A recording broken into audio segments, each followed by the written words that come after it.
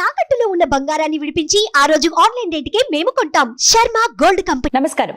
ప్రస్తుతం మనతో పాటు ఇస్కాన్ టెంపుల్ నుంచి ప్రణవానంద ప్రభుజీ ఉన్నారు. వారు ముంబైలోని గోవర్ధన్ ఇకో విలేజ్ ఆశ్రమంలో సేవ చేస్తూ ఉంటారు. ప్రత్యేకంగా శ్రీకృష్ణ భగవానుడు గురించి, ఆయన లీలల గురించి, వారి తత్వం గురించి వివిధ మాధ్యమాల్లో ప్రవచనాలు చెబుతూ ఉంటారు. ఎన్నో సందేహాలు మనకున్న వాటన్నిటి కూడా నివృత్తి చేస్తూ ఉంటారు. భగవద్గీత కానీ, రామాయణం కానీ, ఇటువంటి ఇతిహాసాలని మనం ఎలా చూడాలి, ఎలా నేర్చుకోవాలి, ఎందుకు నేర్చుకోవాలి, వాటి నుంచి మనం ఏం తెలుసుకోవాలి, ఇలా పలు విషయాలు చెబుతూ ఉంటారు. ఈరోజు సుమన్ టీవీ స్టూడియోలో ఉన్నారు. వారితో మాట్లాడదాం, బోల్డ్ అనే విషయాలు చర్చిద్దాం. నమస్కారం ప్రభుజీ. హరే కృష్ణ. నమస్తే అండి. ప్రభుజీ, కామెంట్స్లో కొన్ని క్వశ్చన్స్ వచ్చాయి, వాటి గురించి మాట్లాడతానన్నాను కదా. అందులో ఒక ప్రశ్న నాకు బాధ అనిపించింది. నిజమే కదా, ఈ ప్రశ్న అడగాలి అనిపించింది. నేను చాలా కష్టాల్లో, బాధల్లో ఉన్నాను. నేను ఏం చేస్తే ఆ కృష్ణయ్య నా బాధను తీరుస్తాడు, నా కష్టాల నుంచి ఆయన గట్టెక్కిస్తాడు, ఏం చేయాలి అనే ఒక ప్రశ్న తరచుగా నేను చూశాను, ఎక్కువసార్లు రావడం కూడా చూశాను. వారు ఖచ్చితంగా వీడియో చూస్తూ ఉంటారు. వారికి మీరు ఇచ్చే సమాధానం? మీకు ఒక విషయం చెప్తాను. అర్థం చేసుకోవడానికి, వినడానికి, డైజెస్ట్ చేసుకోవడానికి కష్టంగా అనిపించినా సరే ఇది అక్షర సత్యం. మనకి జీవం ఉన్నంత వరకు, మనం ఈ ప్రపంచంలో ఉన్నంత వరకు మనం బాధపడాల్సిందే. ఇది ఎవ్వరూ కూడా దీన్ని మానుపలేరు. ఎందుకని నేను చెప్తాను.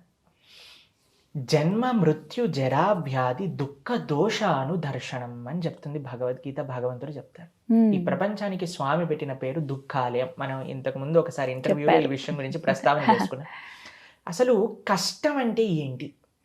ప్రతి ఒక్కళ్ళు కూడా కష్టపడాల్సిందే. కష్టాలు వస్తూనే ఉంటాయి. అన్నిటికంటే గొప్పదైన, అంటే అన్నిటికంటే చాలా బాధాకరమైన, ప్రతి ఒక్కళ్ళకి ఆప్షన్ లేదు. ఈ 4 కష్టాలు నేను అనుభవించను అని చెప్పేయడానికి వీలే లేదనమాట. అటువంటి 4 కష్టాలు ప్రతి ఒక్కళ్ళు అనుభవించాల్సింది. ఏంటో తెలుసా అండి? అది జన్మ. ఫస్ట్ జన్మ, పుట్టుక.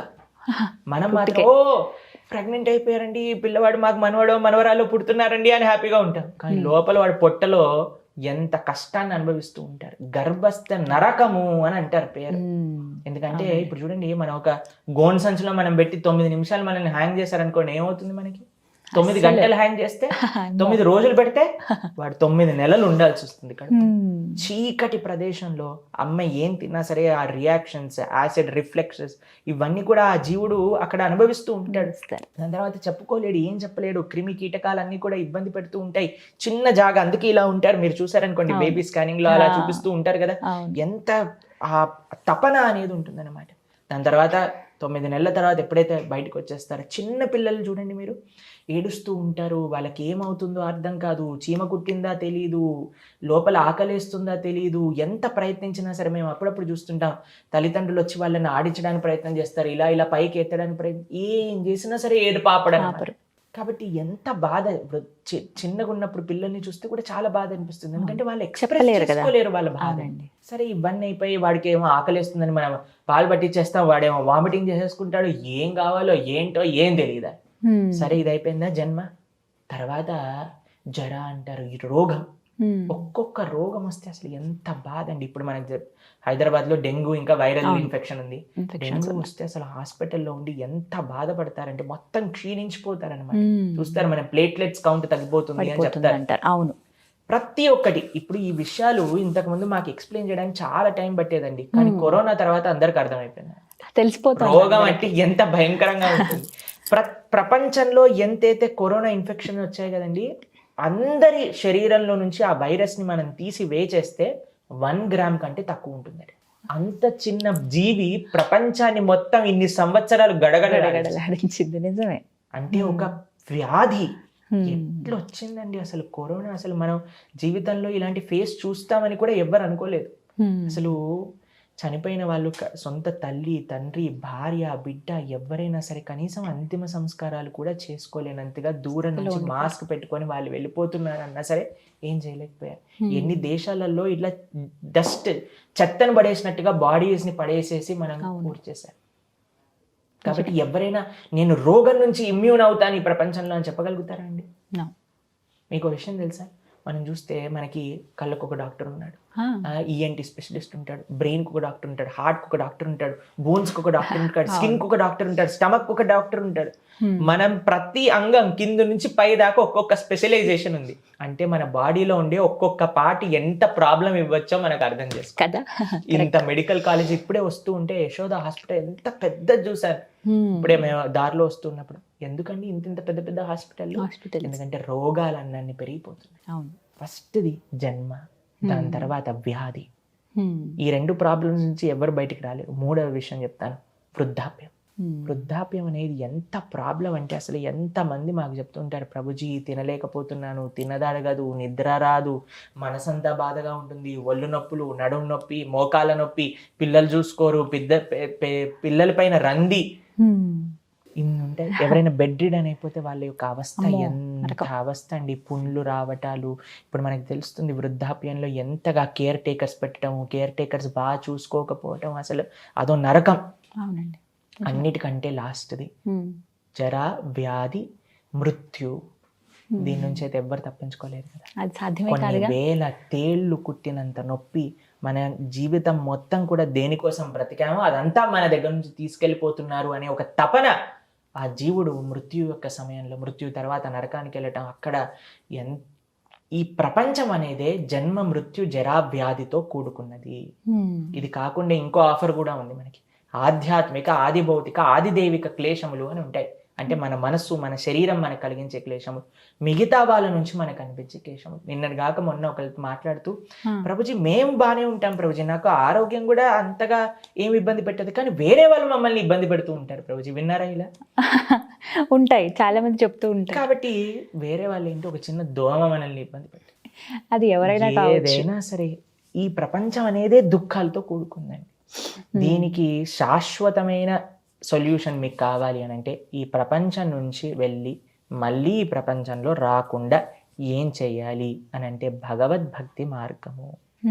ఆ బ్రహ్మ పునరాలోక పునరావృత్తినో అర్జున మాముపేత్యతు కౌంతేయ పునర్జన్మన విద్యతే అని కృష్ణుడు భగవద్గీతలో చెప్పారు. బ్రహ్మలోకం వరకు వెళ్ళినా సరే మళ్ళీ పుట్టాల్సి వస్తుందట. క్షీణే పుణ్యే మత్యలోకం విశంతి. స్వర్గానికి వెళ్ళినా సరే స్వర్గం అవుట్ అయిపోగానే కిందికి రావాల్సి వస్తుంది. మీకు ఒక విషయం చెప్తాను, మీరు ఎప్పుడైనా పిల్లల్ని మాల్ కి తీసుకెళ్లారా? అక్కడ మేము చిన్నప్పుడు వెళ్ళేటప్పుడు డబ్బులు ఇస్తే మనకు కాయిన్స్ ఇస్తారనమాట. చిన్న చిన్న గేమ్స్ ఉంటాయి, అందులో కాయిన్స్ వేసేవాళ్ళం. చూడు, ఒక కార్ డ్రైవింగ్ గా ఉండేది, స్ప్రింగ్ ఇలా ఇలా ఇలా ఇలా ఊగుతూ ఉండేది అనమాట. దాంట్లో ఒక్కొక్క కాయిన్ వేస్తూ ఉండేవాళ్ళం. అది తిరుగుతూ ఉండేది. కొద్ది క్షణాలలో చూసేసరికి అయిపోయిందా అనిపించేది. మళ్ళీ మా నాన్నకి చెప్పేవాళ్ళం, నాన్న ఇంకా డబ్బులు ఇచ్చి తీసుకొని రా. ఎంత డబ్బులు ఉంటే అంతసేపు అది పనిచేస్తుంది. ఆ కాయిన్స్ అయిపోగానే పక్కన పెట్టేస్తారు. అలాంటిదే స్వర్గం కూడా అండి. ఎంత మనం పుణ్యం ఉంటే అంతసేపు అక్కడ ఉంటా, దాని తర్వాత మళ్ళీ కిందికి రావాల్సిందే. నరకంకి వెళ్తాం, నరకంలో కొన్ని కోట్ల సంవత్సరాలు మనం చేసిన పాపాలను అనుభవించి మళ్ళీ ఇక్కడికి రావాల్సింది. కాబట్టి ఎక్కడికి వచ్చినా సరే మళ్ళీ ఇక్కడికి వస్తాం. కానీ ఈ బాధలు, ఇవన్నీ కూడా మనకి అవసరం లేదు అన్నప్పుడు ఏం చెయ్యాలి అని అంటే, మాముపేత్యతు కౌంతేయ పునర్జన్మన విద్యతే యద్గత్వా న నివర్ధంతే తద్ధామ పరమం మమ. కృష్ణుడి దగ్గరికి వెళ్తే మళ్ళీ తిరిగి రావాల్సిన అవసరం లేదు. ఎల్లప్పుడూ కూడా కృష్ణ సేవ చేసుకుంటూ ఆనందంగా ఉండొచ్చు. అందుకే భక్తి అన్నిటికంటే శాశ్వతమైన సొల్యూషన్. ఈ ప్రపంచంలో చిన్న చిన్న ప్రాబ్లమ్స్ కి సొల్యూషన్స్ ఎతకడానికి ప్రయత్నం చేయకండి, అది సాధ్యం కూడా కాదు. One stroke solution. జన్మనే వద్దు మనకి, మళ్ళీ ఈ ప్రపంచంలో ఈ కష్టాలు వద్దు. ఒక్కసారి మానవ జన్మ వచ్చిందా, చక్కగా భగవద్భక్తి చేసి తరిద్దాం, ఆనందంగా స్వామితో ఉందాం. కానీ ఈ ప్రపంచంలో ఒక విషయం చెప్తాను, చాలా మందికి ఎక్కడ ప్రాబ్లమాటిక్ అనిపిస్తుంది అంటే, ప్రభుజీ నేను ఆల్రెడీ కష్టాలలో ఉన్న, కృష్ణుడు నాకు ఇంకెన్ని కష్టాలు ఇస్తున్నాడు, ఇంకా ఎన్ని అని అడుగుతారా? అవును. ఇప్పుడు మేమొన్న నా స్నేహితుడు జనార్దన్ ప్రభు అని, నాకు చాలా మంచి మిత్రుడు అన్నమాట. అయితే ఆయన నాకు ఒక వీడియో పంపించారు. అయితే అందులో ఏముందంటే, ఒక పిల్లవాడు రాత్రిపూట సడన్ గా బెడ్ పై నుంచి లేచారు. చిన్న పిల్లవాడు లేచి ఇలా నడుస్తూ రూమ్ లో నుంచి బయటికి వెళ్ళిపోయాడు అనమాట. ఎక్కడికి వెళ్ళాడు అని అంటే, వాళ్ళ ఇంట్లో పెద్ద స్టేర్ కేస్ ఉంది. స్టేర్ కేస్ అంచు వరకు వెళ్ళారు. అక్కడ నుంచి కానీ పడితే ప్రాణం దక్కదు. అమ్మో. అక్కడ వరకు వచ్చి ఇలా కాలు పెట్టబోతున్నాడు, వెనకాల నుంచి వాళ్ళ ఇంట్లో పెంచుకున్న కుక్క పరిగెత్తుకుంటూ వచ్చి చెయ్యిని కరచి అనేది ఇలా లాగేసి ఇలా వెనకాల పడేసింది అనమాట. పడేసేసరికి ఆ శబ్దానికి వాళ్ళ ఇంట్లో నుంచి తల్లిదండ్రులు ఇద్దరు వచ్చారు. వచ్చేసి చూడంగానే చెయ్యి పైన ఘాట్లు ఉన్నాయి పిల్లవాడికి. ఘాట్లు ఉండేసరికి ఈ కుక్కని తీసుకెళ్ళి బయటపడేశారనమాట. అయ్యో, ఇప్పుడు ఆ కుక్క చేసింది మంచి పనా చెడు పనా? మంచి పనే, ప్రాణాలు ప్రాణాలు కాపాడింది. దక్కించింది. అయినా సరే ఆ ప్రాణాలు దక్కటంలో కొద్దిగా దెబ్బలైతే తలిగాయి కదండి. తగిలాయి. దెబ్బలైతే తలిగాయి, ఆ రక్తం వచ్చింది, ఆ నొప్పి వేసింది, కానీ ఓర్చుకోగలిగారు కదా. ఎందుకు? ఎందుకంటే ఆ భగవంతుడు ఏ విధంగా మనల్ని రక్షిస్తారో మనకి తెలియదు. అందులో కొద్దిగా కష్టమైనా మనకు ఉండొచ్చు, కానీ మనకి ముందు జరిగే ఆపదేంటో నువ్వు ఒక జీవుడిగా చూడలేవు. అది కేవలం భగవంతుడు మాత్రమే చేయొచ్చు. ఆల్రెడీ నేను కష్టాలలో ఉన్నాను, ఇంకెంత కష్టాలు ఇస్తాడు అన్నప్పుడు ఒక విషయం ఆలోచించండి, భగవంతుడు ఎవ్వరికి కష్టాలు ఇవ్వరు. భగవంతుడి పైన నమ్మకం ఉన్న వాడికి మాత్రమే. ఇప్పుడు చూడండి, ఇక్కడ నుంచి మనం చూస్తుంటే వాళ్ళ తల్లిదండ్రులకు తెలిసిందా? తెలియలేదు. కానీ ఒక థర్డ్ పార్టీగా మనం వీడియో నుంచి చూస్తే మనకు తెలుస్తుంది ఆ పని ఎంత మంచిది. కాబట్టి మనం ఎంత వరకు అజ్ఞానంతో ఉంటామో అంతవరకు మనకు తెలియదండి భగవంతుడు మన జీవితంలో ఏం చేస్తున్నారని. కానీ ఎప్పుడైతే మనం ఆయన పైన నమ్మకంతో శాస్త్ర చక్షువుతో చూడటం ప్రారంభిస్తామో అప్పుడు మనకు తెలుస్తుంది స్వామి ఏది చేసినా మన మంచి కోసమే చేస్తారు. కానీ అన్నిటికంటే ముఖ్యమైనది ఏంటి అని అంటే, ఏది జీవితంలో ఈ కష్టాలు నష్టాలు, ఇప్పుడు వర్షాకాలం అయిపోయింది, చలికాలం రాబోతుంది, చలికాలం పోతుంది, ఎండాకాలం వస్తుంది, ఇవన్నీ మారుతూనే ఉంటాయి. కానీ మనం ఫోకస్ చేయాల్సింది ఏంటి అని అంటే, ఎలా ఈ మానవ జన్మని తరింపజేయగలుగుతాం.